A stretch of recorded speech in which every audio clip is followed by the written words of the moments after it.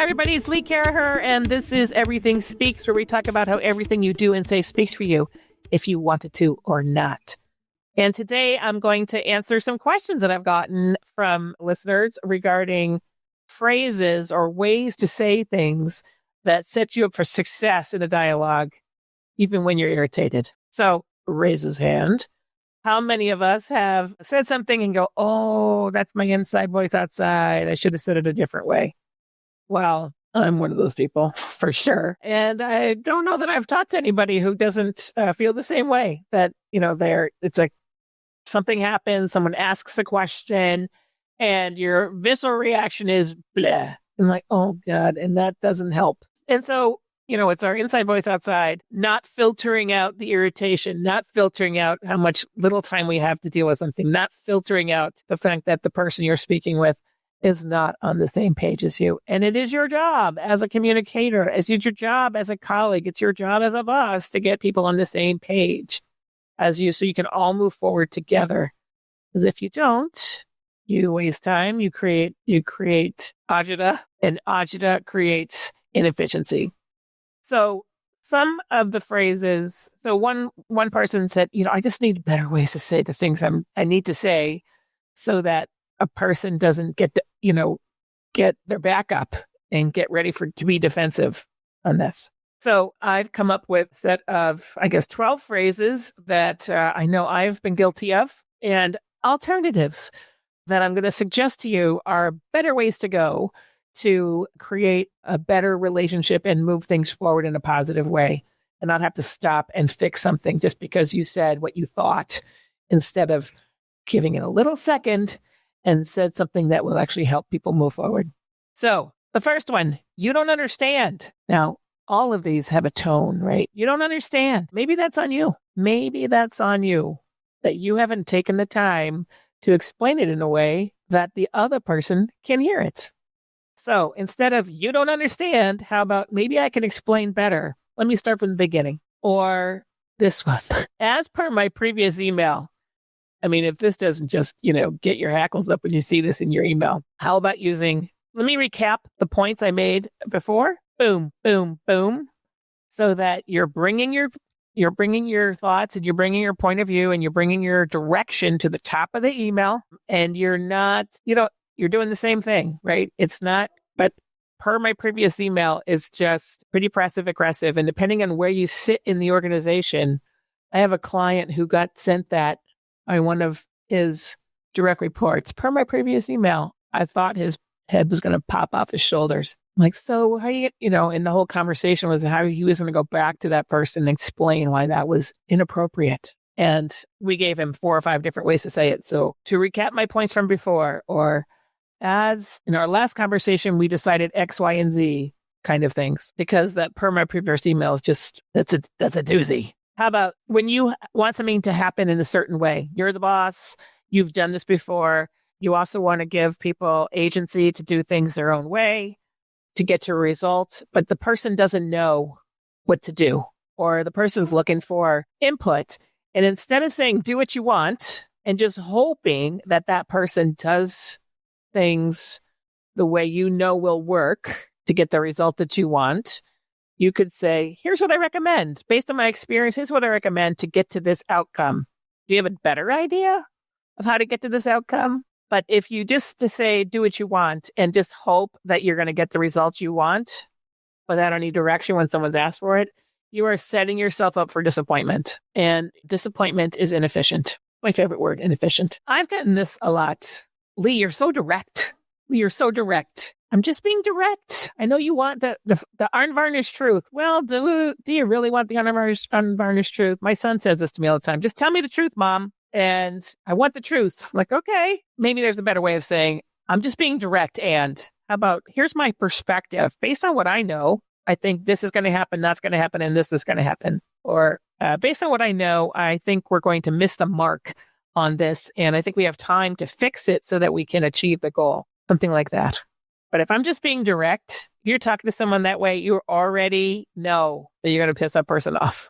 You already know. Or that's not my problem. Now, we get this a lot. I see this a lot on TikTok, on the corporate side of TikTok. There's so many sides of TikTok. it's above my pay grade. That's not my problem. Well, how about instead, let's find someone who can help. That way, you're not taking on the responsibility for making something happen. You're just taking on the responsibility of helping your colleague get something done. Helping your colleague get something done. Just by changing your language. Just by changing your language, right? How about, fine, have it your way. You're only going to be disappointed. You're just be waiting for that person to fail so you can say, I told you so. Or they're going to be waiting to be successful so that they can say, I told you so. If you're that much opposed to the other person and what they want to do, how about instead, let's find a middle ground where we can both achieve our goals. So it takes you a little longer to find that middle ground, but you both leave with the expectation of having success. Fine, have it your way. It's just setting you up for disappointment. And you're just waiting, spending energy, waiting to say, I told you so. Why? It's not useful. It's not useful. Just grinds on your soul. Why do you want to do that? Yeah. Yeah, but so much of this is in the tone. Yeah, but you're just that. Yeah, but obviously the but dismisses whatever they just said. Instead of that, when you're listening to someone who has a different point of view of yours and you want to counter it, I hear you. And how about this too? Or thanks for sharing that. Or I didn't have that point of view. And let me show you my point of view and let's see what we can get to together kind of thing. My favorite, you've heard me say this before, should. Should is the worst. The worst. When you say should, you are just setting yourself up for expectations that are going to be not met and disappointment. Disappointment. You should have known, or you should do this, or it's a should thing, as my husband says. It's a should thing. It's just that word should. It's just loaded, jam-packed with judgment. And we don't need any more judgment in our world. I'm just saying. We get a lot of it. You should have done this. You should have known or whatever. Instead of that, how about next time, let's try. Now, you could be right. They probably should have known. They didn't know, or they didn't think it was applicable. So somewhere in the communication, something dropped and you weren't clear enough, or someone wasn't clear enough to say it was imperative that something happened the way you wanted it to happen. So it's on you. So instead of you should have, you could be saying, what do you think we should do? Now, of course, you've just said should again, but it's in a different context. It's in a different context of you didn't get to the answer you wanted. You didn't get to the result you wanted. Based on this, what would we do differently is what that says. So that you're not just haranguing somebody, but trying to get to the other side. Or one that I see a lot on the corporate side of tech. Just deal with it. Why aren't you just dealing with it? Just deal with it. Now, yes, people need to deal with stuff. Yes, people need to move forward. But if someone has come to you and your response is just deal with it, you already know that this person is in a place where they can't move forward, that they're unable to move forward in a productive way. You know this. It is empirically true. That if your answer and your response is just deal with it, they're in a place where they can't. So although you are probably right that whoever that person is needs to understand how to move through the situation, just saying just deal with it is not going to help them. It's going to actually add time, add inefficiency, and get to maybe a wrong answer or a mistake. Instead, how can I support you to get through this? What's the best way I can do? What's the best thing I can do to help you so that you can achieve this goal? Now, do you wanna? Maybe you don't wanna, but that's not the point. The point is, if you are saying just deal with to someone, you know that person can't. That's not your role here. Your role is to help the other person get to the other side. How can I support you? Calm, not judgmental, says the same thing, doesn't say it in a way that creates havoc.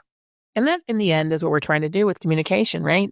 We're trying to create places for streamlining, for ease of use, for maximum efficiency, for collaboration, for mutually understood goals, not to have people work from a defensive position where they don't feel safe, where they don't feel they can make a mistake, where they don't feel they can do anything right. And when we all know this, when we're working from that position, when we think we're in a corner, that's when we make mistakes.